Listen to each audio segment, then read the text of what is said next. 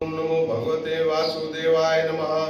श्री परमहंस गीता के तीसरे अध्याय का पाठ। राजा रहुगण ने कहा, हे योगेश्वर, मैं आपको नमस्कार करता हूँ। आपने जगत का उद्धार करने के लिए ही यह देह धारण की है। अपने परमानंदमय स्वरूप का अनुभव करके आप इस स्थूल शरीर से उदासीन हो गए हैं तथा एक जड़ ब्राह्मण के वेश में अपने नित्य ज्ञान में स्वरूप को जन साधारण की दृष्टि से ओझल किए हुए हैं। मैं आपको बारंबार नमस्कार करता हूँ। हे ब्राह्मण, जिस प्रकार ज्वर से पीड़ित रोगी के लिए मीठी औषधि और धूप से तपे हुए पुरुष के लिए शीतल जल अमृत तुल्य होता है, उसी प्रकार मेरे लिए जिसकी विवेक बुद्धि को देहाभिमान रूप विषैले सर्प ने डस लिया है, आपके वचन अमृत में औषधि के समान है। इसीलिए मैं आपसे अपने संशयों की निवृत्ति तो पीछे कराऊंगा। पहले तो इस समय अपने जो आध्यात्म योग में उपदेश दिया है उसी को सरल करके समझाइए। उसे समझने की मुझे बड़ी उत्कंठा है। हे योगेश्वर, आपने जो यह कहा है कि भार उठाने की क्रिया तथा उससे भी जो श्रम रूप फल होता है, वे दोनों ही प्रत्यक्ष होने पर भी केवल व्यवहार मूल के ही हैं, वास्तव में सत्य नहीं है। वे तत्व विचार के सामने कुछ भी नहीं ठहरते। सो इस विषय में मेरा मन चक्कर खा रहा है। आपके इस कथन का मर्म मेरी समझ में नहीं आ रहा है। जड़ भरत ने कहा, हे पृथ्वीपते, यह देह पृथ्वी का विकार है। पाषाण आदि से इसका क्या भेद है? जब यह किसी कारण से पृथ्वी पर चलने लगता है तब इसके भारवाही आदि नाम पड़ जाते हैं। इसके दो चरण हैं। उनके ऊपर क्रमशः टखने, पिंडली, घुटने, जांघ, कमर, वक्षस्थल, गर्दन और कंधे आदि अंग हैं। कंधों के ऊपर लकड़ियों की पालकी रखी हुई है। उसमें भी सौवीर राज नाम का एक पार्थिव विकार ही है, जिसमें आत्मबुद्धि रूप अभिमान करने से तुम, मैं सिंधु देश का राजा हूँ, इस प्रबल मद से अंधे हो रहे हो। किंतु इसी से तुम्हारी कोई श्रेष्ठता सिद्ध नहीं होती। वास्तव में तो तुम बड़े क्रूर और भ्रष्ट ही हो। तुमने इन बेचारे दीन दुखिया कहारों को बेगार में पकड़कर पालकी में जोत रखा है और फिर महापुरुषों की सभा में बढ़ चढ़कर बातें बताते हो कि मैं लोगों की रक्षा करने वाला हूँ। यह तुम्हें शोभा नहीं देता। हम देखते हैं कि संपूर्ण चराचर भूत सर्वदा पृथ्वी से ही उत्पन्न होते हैं और पृथ्वी में ही लीन होते हैं। अतः उनके क्रिया भेद के कारण जो अलग अलग नाम पड़ गए हैं, बताओ तो उनके सिवा व्यवहार का और क्या मूल है?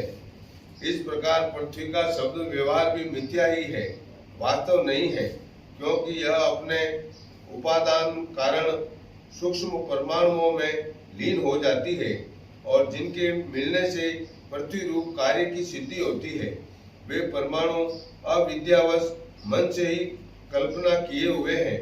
वास्तव में उनकी भी सत्ता नहीं है। इसी प्रकार और भी जो कुछ पतला, मोटा, छोटा, बड़ा कार्य कारण तथा चेतन और अचेतन आदि गुणों से युक्त द्वैत प्रपंच है, उसे भी द्रव्य स्वभाव, आशय, काल और कर्म आदि नामों वाली भगवान की माया का ही कार्य समझो। विशुद्ध परमार्थ रूप अद्वितीय तथा भीतर बाहर के भेद से रहित परिपूर्ण ज्ञान ही सत्य वस्तु है। वह सर्वानर्वर्ती और सर्वथा निर्विकार है। उसी का नाम भगवान है और उसी को पंडित जन वासुदेव कहते हैं। हे रघुगण, महापुरुषों के चरणों की धूलि से अपने को नहलाए बिना केवल तप, यज्ञादि वैदिक कर्म, अनादि के दान, अतिथि सेवा, दीन सेवा आदि, गृहस्थोचित धर्मानुष्ठान, वेदा अध्ययन अथवा जल, अग्नि या सूर्य की उपासना आदि किसी भी साधना से यह परम तत्व ज्ञान प्राप्त नहीं हो सकता। इसका कारण यह है कि महापुरुषों के समाज में सदा पवित्र कीर्ति, श्री हरि के गुणों की चर्चा होती रहती है, जिससे विषय वार्ता तो पास ही नहीं फटकने पाती। और जब भगवत कथा का नित्य प्रति सेवन किया जाता है तब वह मोक्षाकांक्षी पुरुष की शुद्ध बुद्धि को भगवान वासुदेव में लगा देती है। पूर्व जन्म में मैं भरत नाम का राजा था।